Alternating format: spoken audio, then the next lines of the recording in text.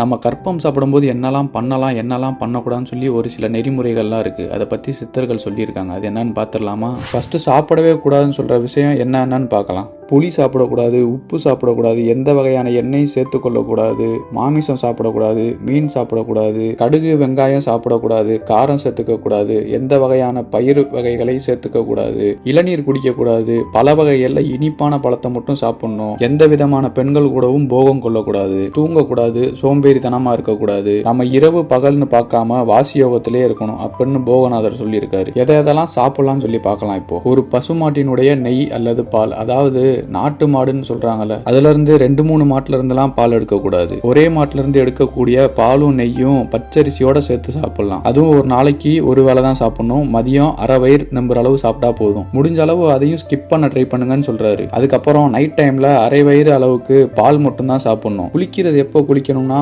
15 நாளைக்கு ஒரு முறை தான் குளிக்கணும். சும்மா குளிக்க கூடாது. அதுலயும் ஒரு சில மூலிகை எல்லாம் சொல்லியிருக்காங்க. அதை தேய்ச்சி தான் குளிக்கணுமா. தண்ணியை சூடு பண்ணி அதை ஆற வச்சு மிதமான சூட்டுல இருக்கும் போது குளிப்பாங்களாம் அந்த தண்ணியை வச்சு. அப்புறம் வெயில்ல சுத்தக்கூடாதான். குளிர்ச்சியான தண்ணீரை குடிக்கவோ இல்ல அதுல குளிக்கவோ கூடாதான். இதெல்லாம் போக தொண்டையில இருக்க சளி கட்டியை நீக்கவும், மலஜலத்தை நீக்கவும், கண்மை, மூக்கில் உறிஞ்சக்கூடிய நாசி பொடி, எல்லாத்துக்கும் மருந்து வகைகள் தனித்தனியா இருக்கு. அந்த மருந்து வகைகள்லாம் இப்படிதான் செய்யணும்னு சொல்லி ஒரு சில விதிமுறைகள்லாம் இருக்கு. நான் சொல்லிக்கிட்டு இருக்கிறதெல்லாம் போகர் 7000 என்ற நூல்ல முதல் காண்டம்ல இருக்கும். வீடியோ பிடிச்சிருந்தா மறக்காம லைக் பண்ணிருங்க. இந்த மாதிரி சித்த மருத்துவமும் சித்தர்களோட சீக்ரெட்ஸும் நிறைய தெரிஞ்சுக்க நினைச்சீங்கன்னா இப்பவே நம்ம VA Perspective சேனலை சப்ஸ்கிரைப் பண்ணிக்கோங்க. அப்புறம் நெக்ஸ்ட் வீடியோவில் பார்க்கலாம்.